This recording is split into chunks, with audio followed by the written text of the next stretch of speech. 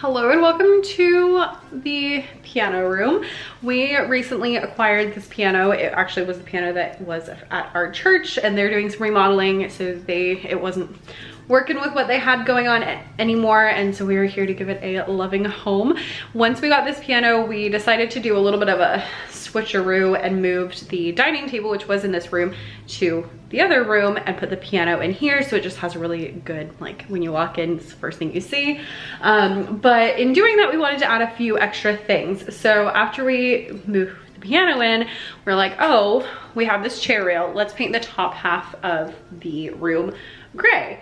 So we did that, and then that led to some other things, and long story short, ended up deciding to do this picture frame molding on the wall. So that is on the bottom half, painted the bottom half as well, repainted the baseboards because they were sad, and then of course painted the top half gray. And I have never done anything like this, really. I mean, I grew up in the church, so I always was helping my parents, you know, redo this or that at the church. So I'm not like a stranger to, you know, little construction jobs, but anything major like this is totally out of my comfort zone, but I'm now obsessed. So I, you know, got this done and I wanted to share it with you, especially if you're looking for something that will really give your walls, like, really make your house look really nice. That's not too difficult, because I will say, it was not too difficult. You do need a couple of things. So you're gonna need a saw, specifically probably a miter saw. Those are the saws that cut at an angle. There are also like miter scissors, but I went with the saw personally because we needed a saw anyway. It's just a good thing to have on hand. And you can use it as a normal saw as well. And then we used a brad nailer we borrowed from my father-in-law, as well as wood glue that we got from Home Depot, and paint, and that's really the main things that you need. So I do want to let you know before you get into this video that I am a complete amateur and I have no idea what I'm doing, and as long as you bear that in mind as you watch, then it'll be great. This was our first home project, and actually already since we did this, I've done board and batten in the dining room next door and have lots of plans for things to come. So I'm excited. Hopefully you're excited. Let's go. All right, so first off, we are going back to before I filmed that so that we can go from the beginning. So this started off as just a painting project, and then it turned quickly into something much, much bigger. But it was so much fun. So first of all, you're going to gather all of your supplies. The color I'm using for the top half of the room is called Ocean Swell by Behr, and I got it in a matte finish, which I am really, really loving at the moment. It is called one coat cover, so it's supposed to cover in one coat. I did do 2 coats, but you know, it is what it is. Before you paint, you do want to make sure you prep your walls. So take everything down. I moved all the furniture out, and also dust your walls, which might sound really odd if you are not familiar with this, but there will actually be like dust and gunk and stuff on your like legit wall. So make sure that you wipe that down, maybe even wipe it with like a damp cloth, depending on, you know, all those things. That was Nyla's favorite place to hang out. And yeah, I love that Behr has these cool little pouring spouts, so it was really nice of them to add that there. And I absolutely am in love with this color. It's a nice like medium gray, so it's not super, super dark. It's not super, super light. It's just like a nice, like, it's definitely gray, but it's not super gray. First of all, going through and cutting in, I did cover absolutely everything that I didn't want painted in tape and plastic. If you are not a, you know, used to painting, I would highly, highly, highly, highly, highly recommend that you cover absolutely everything you can with tape and with plastic, because it's just so much better to have those things covered just in case. I would also recommend that you get a ladder. We did get a ladder, not this day, as you can see. This is like a little step ladder. We got a real ladder because I was like, I am not doing up and down the step ladder thing again.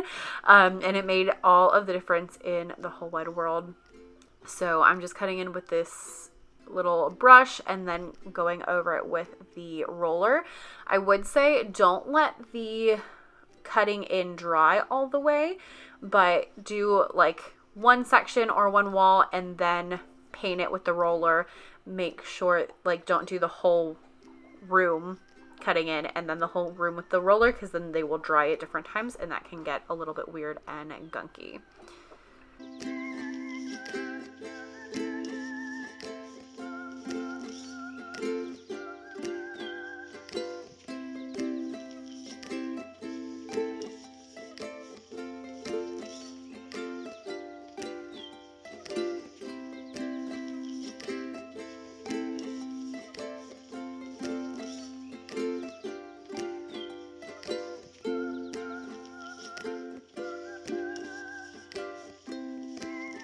All right, we're at the halfway mark. So we've got that half wall and that whole wall, plus a tiny bit of this wall. And so I need to finish the rest of around the window and then the back wall, which is like a whole wall. The only wall, I guess, that's an actual entire wall all the way across. And so far so good. I'm gonna cut in with my little tiny paintbrush once I get everything done, I think, and we'll see how I feel about one coat once it dries, which it says it'll be about 2 hours. So once I finish everything, I'll wait like 2 hours and then we'll see if we need a second coat or not. Now to drink some water first off, and then move the piano, cut into this half of the room, and then roll it out. Round 2.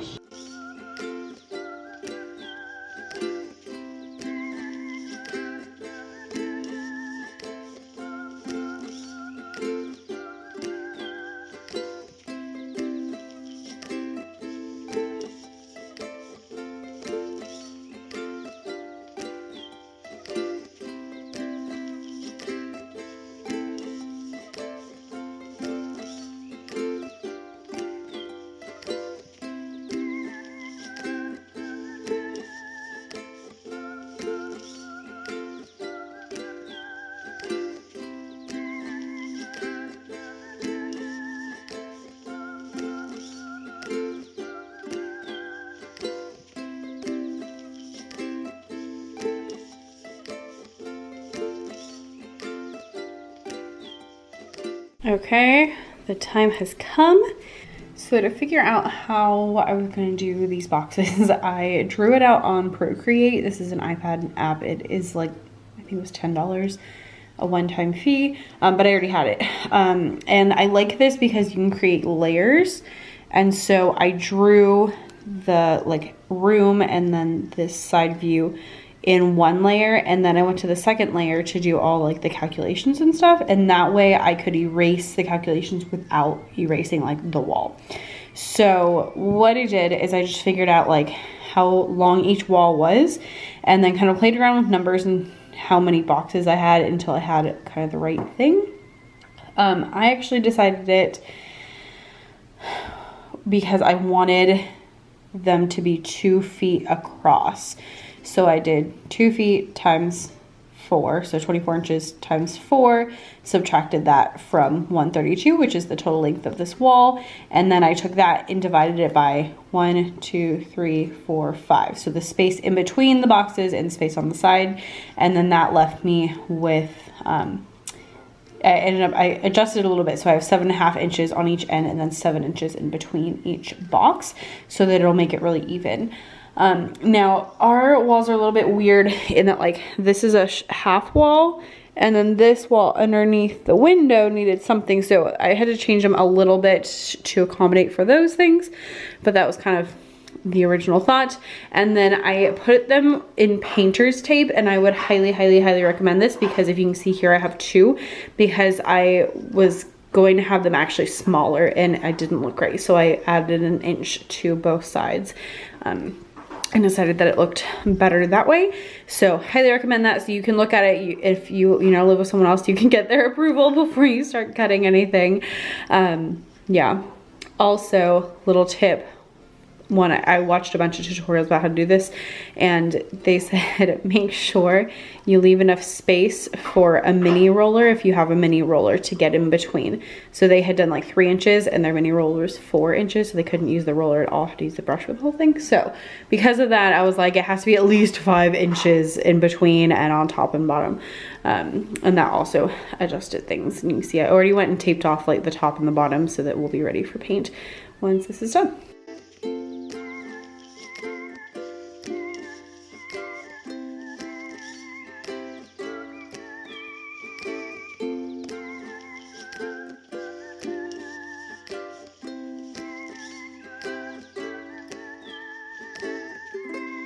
All right, more tips.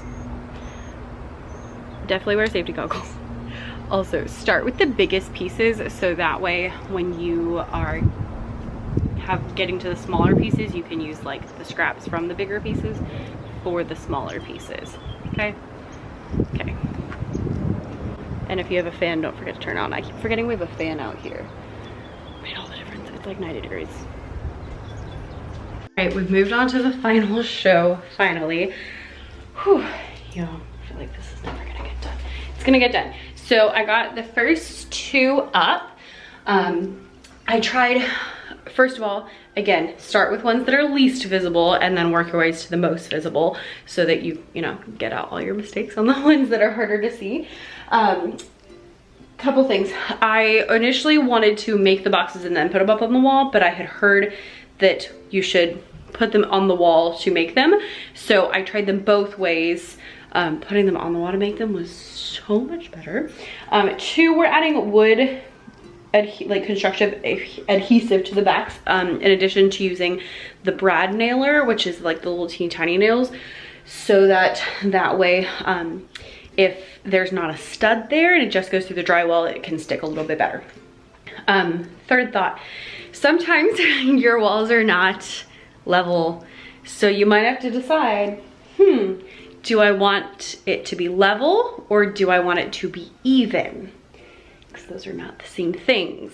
And it's totally up to you what you decide, but just FYI, you might have to cheat a little bit, but that's fine. Number 4, if you have a piece that like maybe got a little bit wonky, put it on the bottom or on the side that you're least likely to see. Those are my first few thoughts. I'm gonna keep going.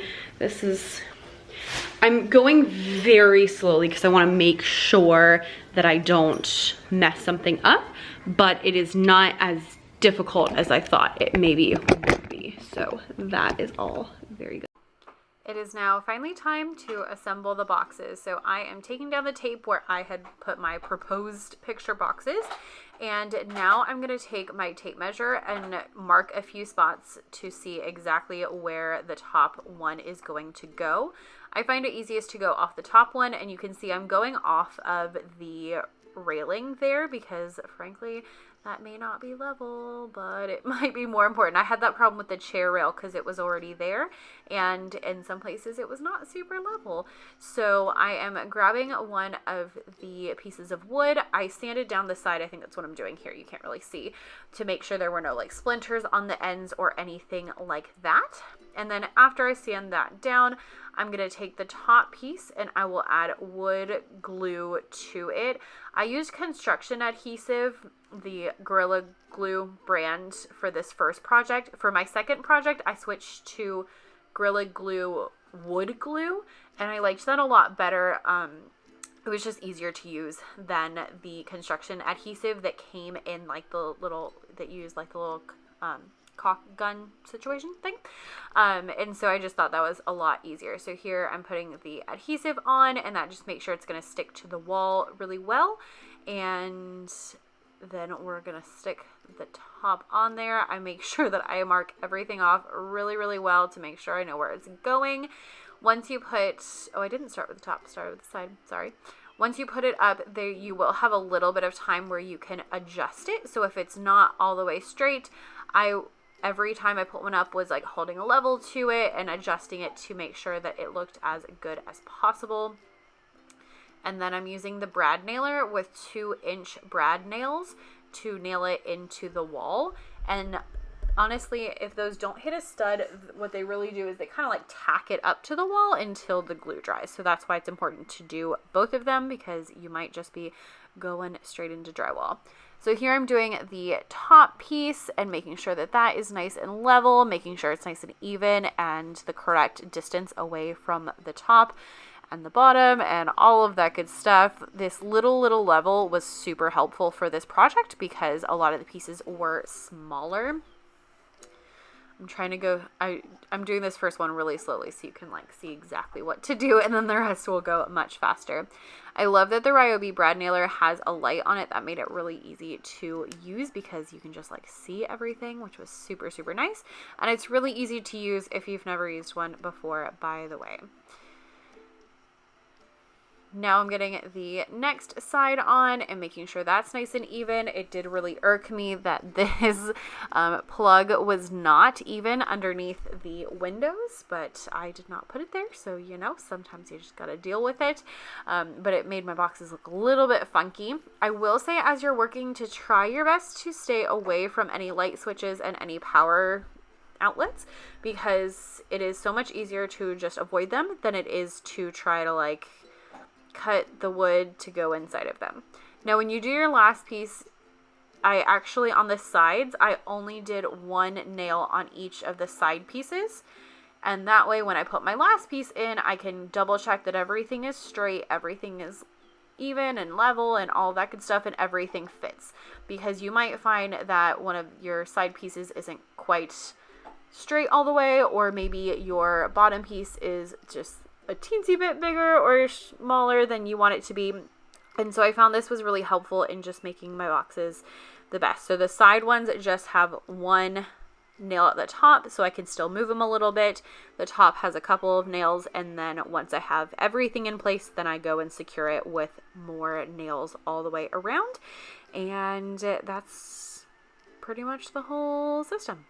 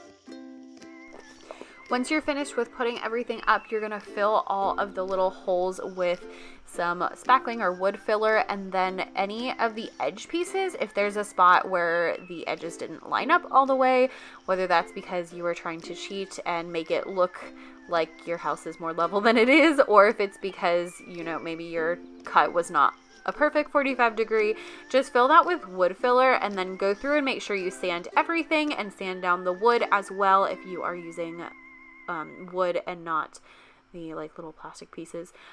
So just sand everything down so that you are getting it ready for paint. And here you can see another outlet. I made sure that I went around that outlet and that I was not going to have to like mess up my picture frame moldings at all for the outlet. After that, you're going to caulk everything. This makes it look so much nicer and so much more finished. So just go through with a little bit of caulk and you just put like a little bead of caulk all the way across and then take your finger and wipe it down. I got all of the caulk accessories and things to try to not use my finger, and y'all, it's just so much easier if you use your finger. It's so much easier, I promise. So yes, it's messy, but that's okay. It makes it look so much cleaner. And then after that is all dry, then you can go through and paint everything. I'm using Ultra Pure White paint by Behr, and I'm using a semi-gloss finish for this bottom half. And I just painted everything from the chair rail all the way down to the baseboards. And there you have it. And in a couple seconds, you'll have the final reveal. Here is our before picture. So just, I mean, basically a blank wall with a chair rail on it. Not very exciting. And here is our after. I am obsessed with the way it turns out. It's the first thing you see when you walk in the door, and it makes me so happy every single day when I see it. And especially because I know that I did it myself. So thank you guys for watching. Glad I have a place to play piano, and make sure you hit the subscribe button because I actually already have redone another room that we can talk about very, very soon.